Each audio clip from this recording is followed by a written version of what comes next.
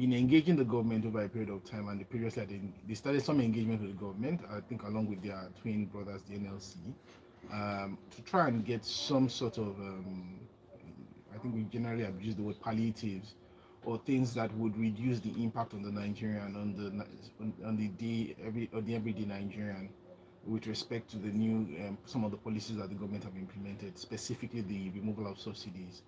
So what they had in their initial engagements with the government, what was agreed was that they were given I think they were given an 8-week period from the June 19th to which is supposed to terminate on the 19th of August, where they are supposed to sit down with government, agree on certain things and certain things that need to be implemented to to reduce the impact of these changes on the Nigerian.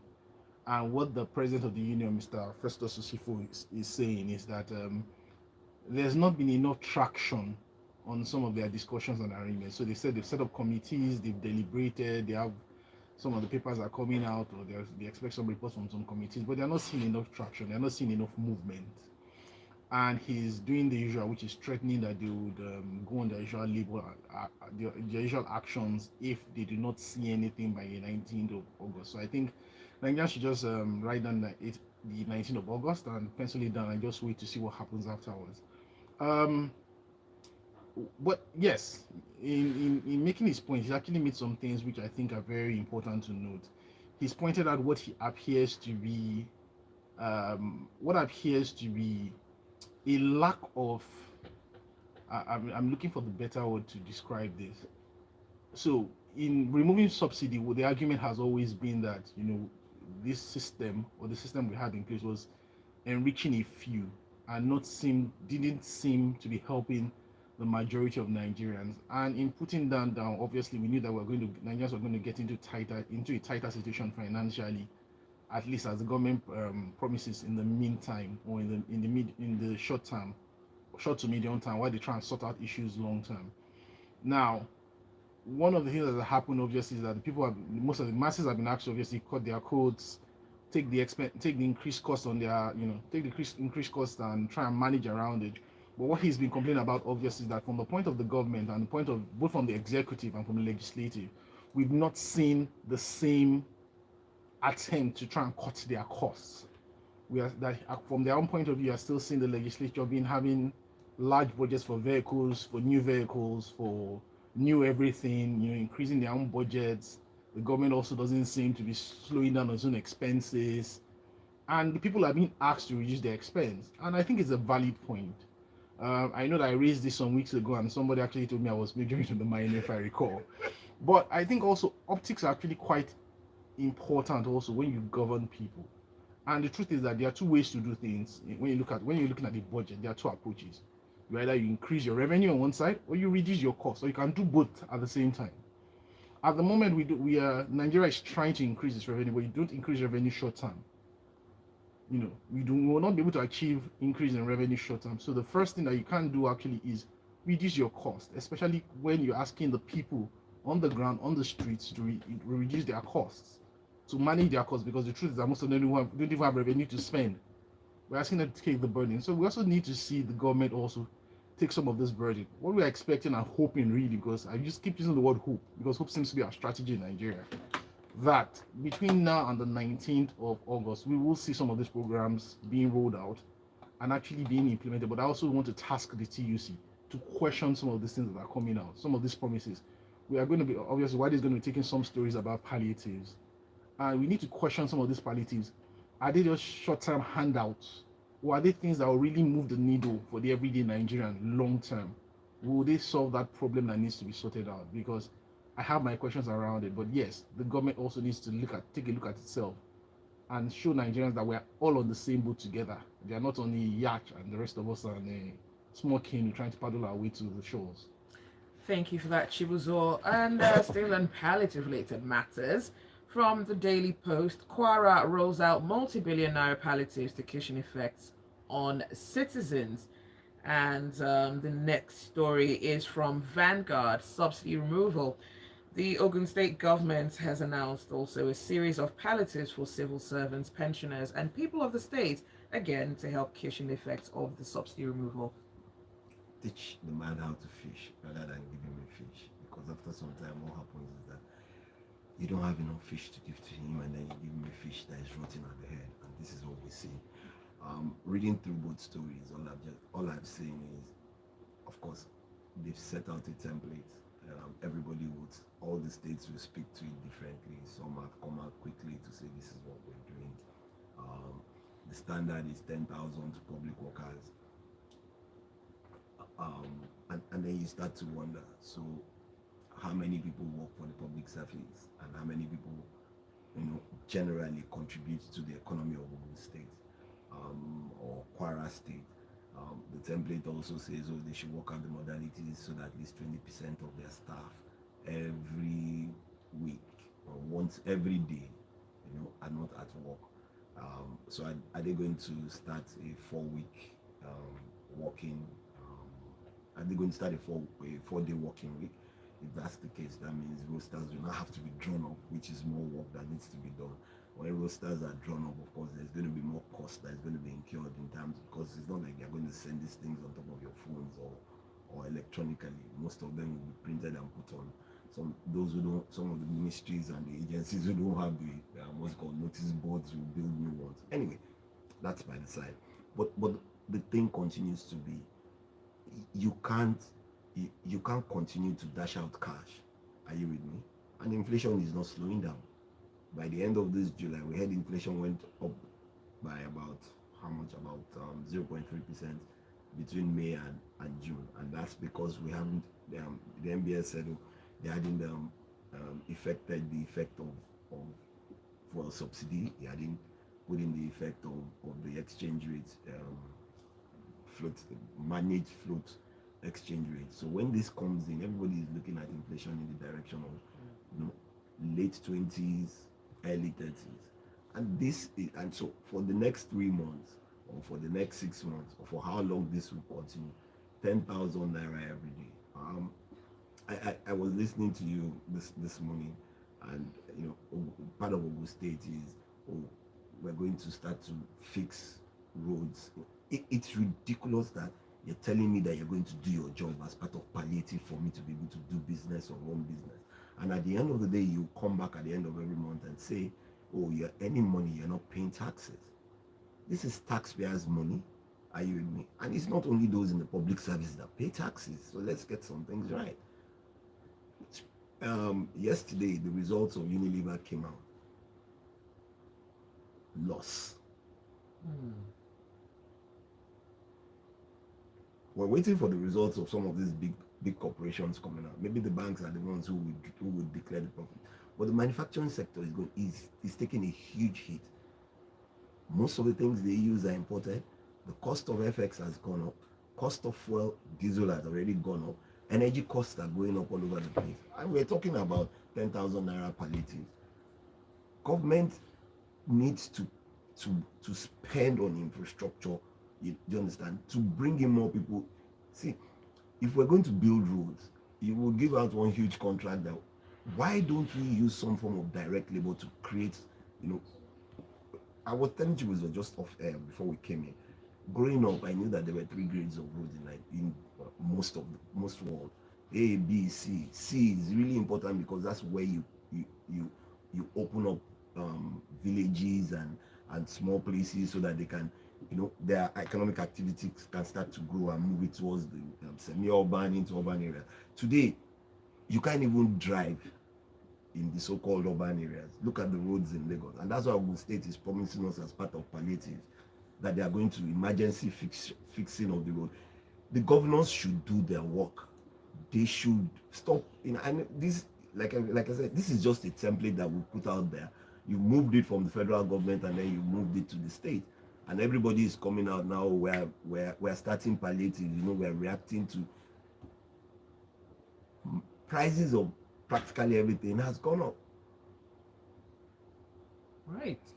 Thank you for that, Uade. Let us know what your thoughts are. The WhatsApp number is 0809 4440981. You can also tweet at smooth981 and post a comment on the live stream as well.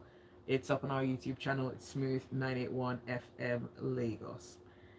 And this one comes from, I'm just going to take a moment to get that story. All right. From Punch. Reps release 6 point legislative agenda, which they say will drive progress, prosperity, and inclusivity across the country. Okay, so um, the 10th House of Representatives, they released their 6 point agenda, the 6 point legislative agenda for the 10th Assembly. Like Zibby said, they said it will drive progress, prosperity, inclusivity, sorry, across the country. Um, yeah. I think obviously we solve the first two, that's progress and prosperity, which for me drive in the same direction. You have inclusivity, everybody wants to be part of the bigger pie. Everybody wants to enjoy the benefits that come from being a citizen, that should come from being a citizen of Nigeria. So obviously be able to achieve the first two, then the last one will fall in place. So yes, to note, I believe that this House of Reps has about 70% new first timers. This current legislature, I'm not sure it's just the House of Reps or both of them together. So we have a lot of newbies or newcomers, but obviously a lot of them have come through the political system. So he basically wrote up that the agendas are, and I'll read them out: economic empowerment and diversification, infrastructure development, education and human capital development, healthcare for all, transparent governance, accountability, security and safety of persons and property, economic empowerment and diversification. I think I must have said more than six at this point. So what they've tried to basically put forward is 4 points. They've talked about Nigerians' over reliance on oil as oil exports as something that they want to try and drive change through using the legislature, because of obviously they're so vulnerable to international changes in or fluctuations in international oil prices. Um, they've talked about trying to help drive modernization of agriculture, passing laws that will improve access to credit, improve support agricultural research, look at agro processing, also try and harness the youth and Nigeria using in the technology and innovation space. They want to try and create an environment that fosters startups, innovation hubs, and all that. So it's all good and fine. They also talked about trying to prioritize Nigeria's renewable energy projects to reduce the nation's carbon footprint and improve our energy security. So all these points that they've stated out are good. They want to also help us improve job creation and increase higher earnings, which, like I said, everything fits into one thing. So I'm someone who likes not to get carried away by talk, and I'd actually like to see the work on the ground when they get there, because to be truthful, I don't think there's anything, and I would have liked to check what the Ninth Assembly also had as their own points, because I don't think there's a much difference in what we've heard either from the legislature or even from the government, the executive, in the last maybe 2-3 dispensations. They've all talked about improving agriculture, driving non-oil exports. Everybody's talking about trying to drive innovation and technology to harness the youth, basically saying things. There are a lot of things that have been said here that, as far as I'm concerned, are buzzwords. Health for all. I would actually like that the legislation just focuses on one major thing in 4 years, or two major things, because the 6 things they put together are quite a basketful, and a lot of them feed into one another. Security for me is yes, and I'm trying not to sound too over critical of the legislature or the executive or any part of government today, but I think what Nigerians would like to see is at least a difference or a change in at least one or two sectors. The truth is that every sector needs some attention, and it's not just enough to pass these laws. It's also to work with the government to ensure that the existing laws, because there are existing laws and frameworks on ground in a lot of these areas that are either not being utilized and not being pushed either by the executive and not being monitored by the people. In fact, it's just, we need to get things working that we have on ground. Some of the laws need to change, some of the laws need to be put to use. So I'd actually like to see this legislature actually work and try and achieve, for me, most important thing, security. Security opens a lot for Nigeria. It opens a lot in terms of non-oil exports. If Nigeria is safe, people are going to come here to do a lot of. Nigeria is a beautiful country.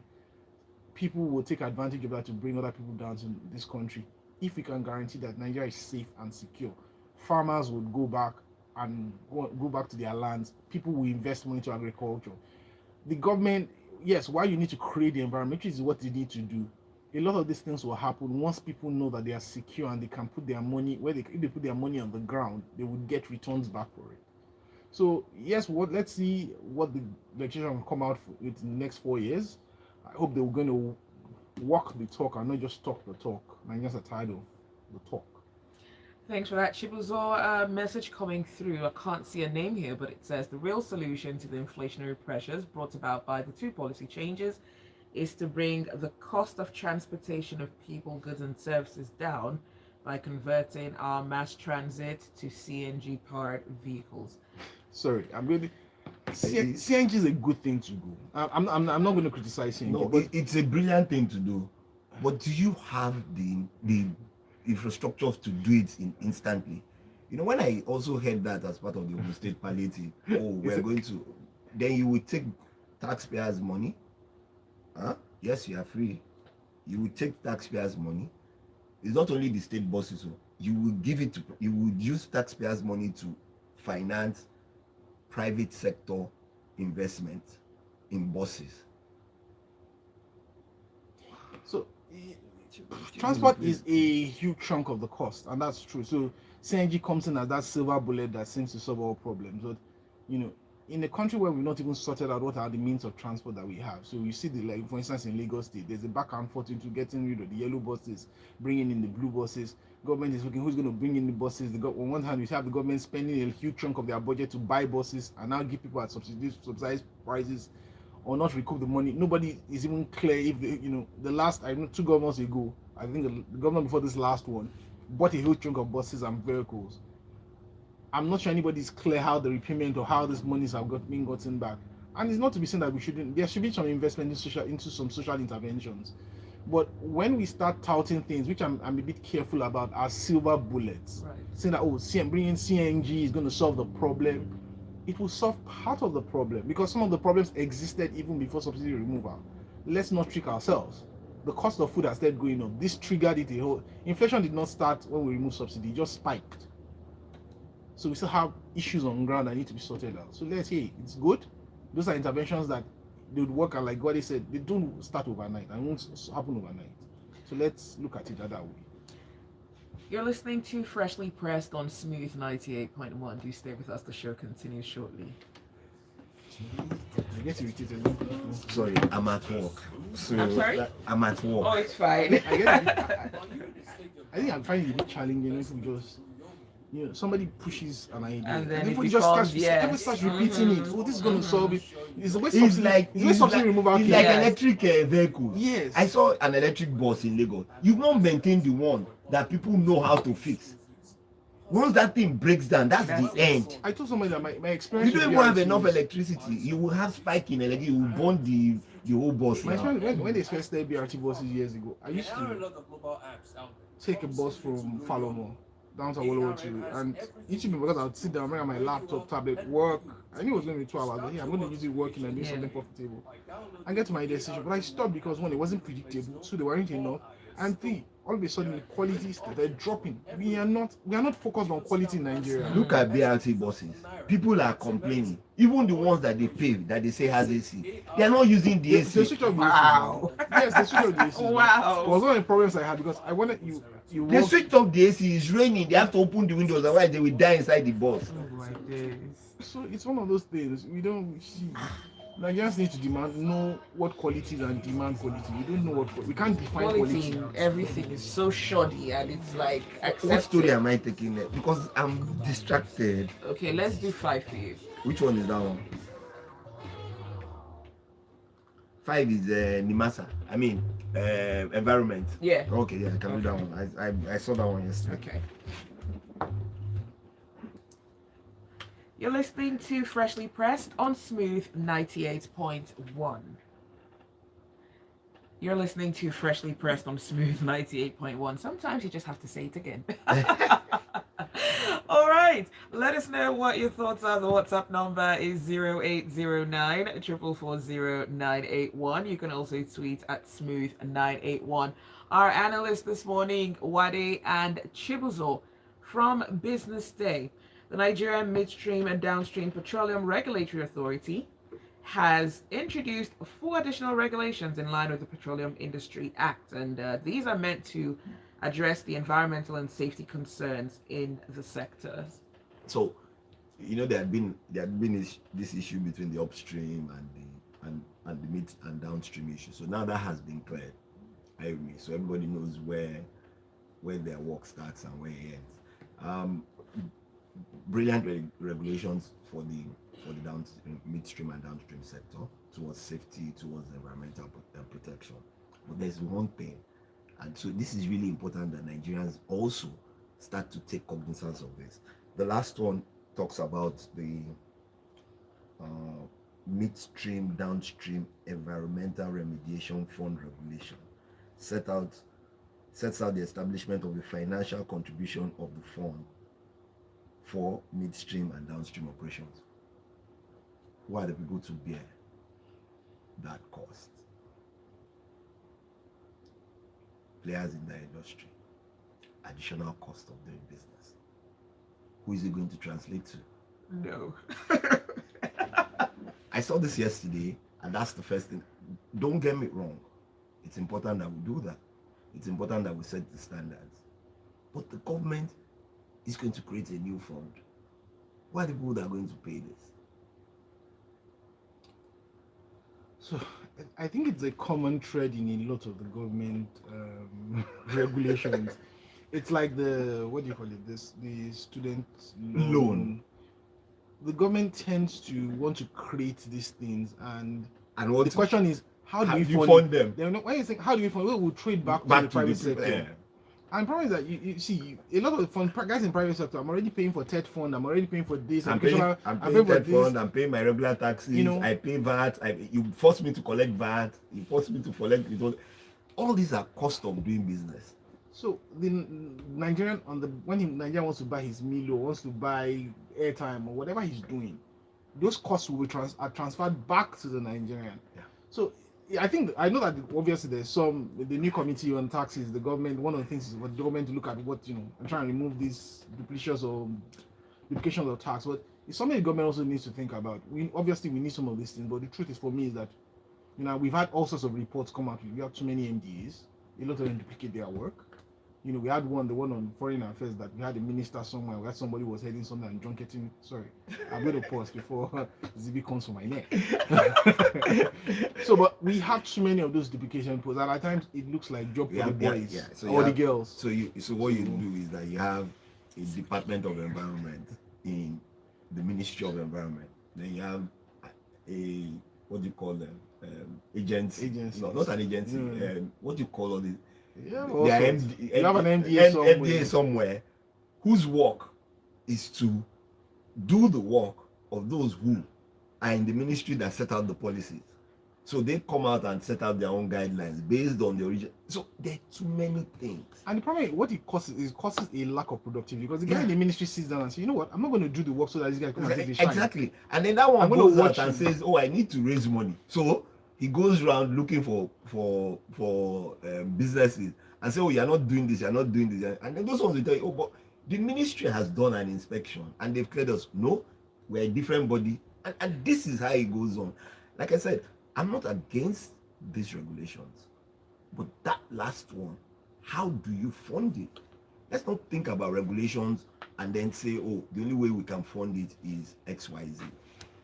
In fact, what you should do is set out this policy and then set out the penalties for those who don't adhere to them, because people will fail to adhere, and then you implement those penalty regulations and people will focus on doing the right thing. All right. Gilbert says, just like Chibuzor said, inflation has been in the system before now. It's only spiked due to recent trends. We need to go back to the basics. Our rail infrastructure is still lacking. We need to sort security first before considering anything going forward. The Abuja Kaduna rail terrorist attack still on my mind. From Punch, Reps beg doctors to shelve planned strike. Here we go again. Big sigh for me, and because we spent half of today talking about palliatives, TUC, NLC, all sorts of things, and the reps obviously are in the news. So the new Speaker of the House of Reps, Tajuddin Abbas, I think it's Doctor, has pleaded with with resident doctors not to go on strike. So he had a meeting with the National Association of Resident Doctors, which he pleaded with them. Because if background is that in May the doctors embarked on a 5-day warning strike, and due to obviously the usual thing, the government did not meet their demands. In July, they issued another 2-week ultimatum to government for the implementation of its demands, and some of the demands are the recruitment of clinical staff in hospitals. Obviously, we know where some of them went to. Immediate infrastructure development in hospitals, allocation of at least 15% of budgetary provisions to health. I was about to laugh when I read the last one. Others are 2023 medical residency payment funds, increase in salaries to tune of 200% of gross salary of doctors. Yeah, so the reality is, and I think Honorable Abbas has told them here, basically, the doctors should sit down and bear their minds on issues at stake, suggest realistic solutions. And the keyword is realistic. And it's pointing out the fact that in reality, and that's why I used the keyword is realistic, we all know the government does not have the monies. Well, the government is supposed not to have the monies to meet these demands. Although the evidence to the contrary, when we see them buying cars and splashing out money, so that's where the problem is. The optics do not help the government. Don't help. So some of the things that they've asked for, yes, I think they can find some middle ground in it. The 15%, but I think every sector wants at least 15%. Education is 15 to 20%. Health is asking for 15%. Nobody's going to get 15% in the current structure. Let's be realistic. It's just 100%. How much can you cut 100% into? How many ministries do you have? I don't want to remember. So basically, he's pleading with them that they should understand there's a new administration. They should give them time to settle in. They should give them time to find their feet. They should give them time to find solutions. That ministers are not already on ground to even discuss with them. They should be patient with everybody. It's good to ask them to be patient, and I do agree that they probably need to be a bit more patient and they need to be a bit more realistic with some of their demands. And I suspect that that's why you're having these discussions. But like I said, it's a two-way street. Both parties need to come with possible and plausible solutions to the problem. If not, what is going to happen, and which I suspect has been, and this is what has been typically happening, that they will go into these discussions, avoid this particular strike by making some agreements and kick the problem down the road for another maybe 1 year, 6 months, where they will reconvene again to give another warning strike, and we'll go through this process over. It's like programs like a do loop. Even the ones that they agreed to have not been executed. If no, go back. That's what we are doing in Nigeria. So I just hope we get to some solutions at the end of the day. We're doing, what's the set? Is it 3?